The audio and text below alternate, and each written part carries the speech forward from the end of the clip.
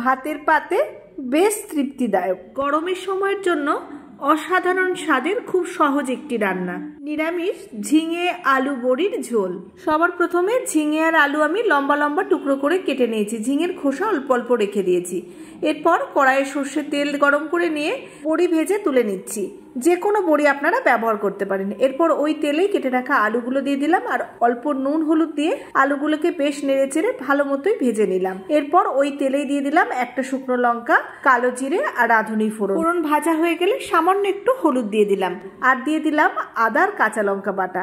2 minute মতো একটু কষিয়ে নিয়ে বড় সাইজের একটা টমেটো কুচিয়ে দিয়ে দিলাম। একটু নেড়ে চেড়ে টমেটোটাকেও 2-3 মিনিট মতো একটু ভেজে নেব, যাতে টমেটোটা সিদ্ধ হয়ে বেশ মজে গলে যায়। এরপর দিয়ে দিলাম ঝিঙেগুলো। ঝিঙের খোসা অল্প অল্প রেখে দিলে ঝিঙেগুলো একটু বড় বড় থাকে, একদম গুটিয়ে যায় না, এতে দেখতেও বেশ ভালো লাগে।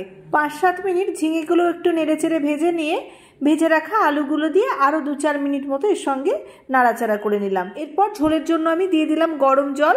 জলটা একটু বেশি দিয়ে দিয়েছি যেহেতু এটা ঝোল, আর পরিমাণ মতো নুনটাও দিয়ে দিলাম। এবার নেড়ে চেড়ে ভালো করে একটু মিশিয়ে নিয়ে ঢাকা দিয়ে ভালো মতো সিদ্ধ হতে দেবো। 5-7 মিনিট পর ঢাকাটা খুললাম আর এখন বেশ ভালো মতো সবকিছু সিদ্ধ হয়ে গেছে। এবার ভেজে রাখা বড়িগুলো দিয়ে দিলাম আর যেহেতু নিরামিষ তরকারি তাই সামান্য একটু চিনি দিয়ে দিলাম। এবার নেড়ে চেড়ে মিশিয়ে দিয়ে আবারও ঢাকা দিয়ে 2-4 মিনিট ফুটিয়ে গ্যাস অফ করে দিয়ে নামিয়ে নিলাম। গরম ভাতে খেয়ে দেখবেন এই সাধারণ রান্নাটার স্বাদও কিন্তু অসাধারণ।